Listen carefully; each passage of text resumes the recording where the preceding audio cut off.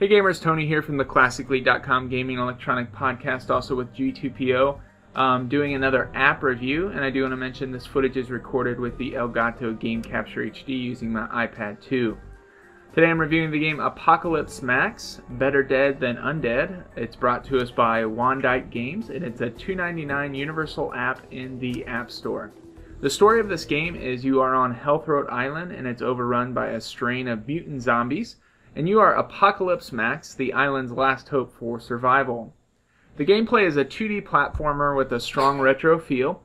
There's not really retro-ness from a graphical perspective per se, but more from the feel of enemies respawning and the difficulty level. It definitely reminded me of some early challenging NES-style platformers. You play as Max and you navigate across different stops on Health Road Island, such as the swamps, sewers, and so on. And each stop has 4 levels to make it through before you can move on to the next area in the map. In each map there are new enemies added to the mix and more difficulty. The game does have 3 difficulty settings, which you can change at any time to suit your fancy. I played through that on normal setting and it was really challenging, but in a good way. Max is armed with an unlimited ammo pistol, a knife swap, and then he can buy more weapons and ammo throughout collecting gold in the game, or buying it with an in-app purchase, or hitting up the military app store. Now the in-app purchases were balanced, and you don't need them if you don't want them, which is really nice.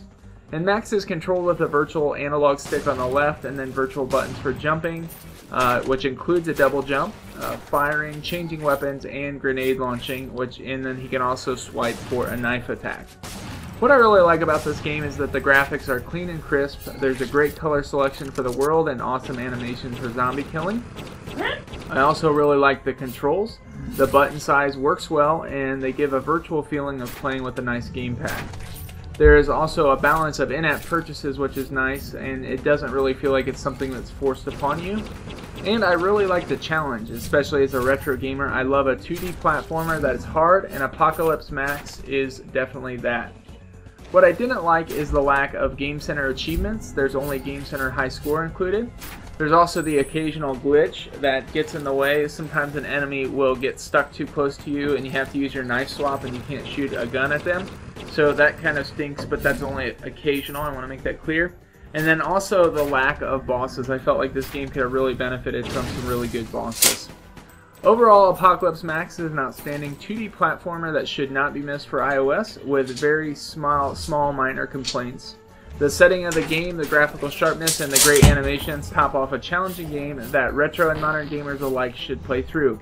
Once again, this has been Tony from Classic League. Make sure you like this video, subscribe to us, and follow us over at G2PO. Have a good day.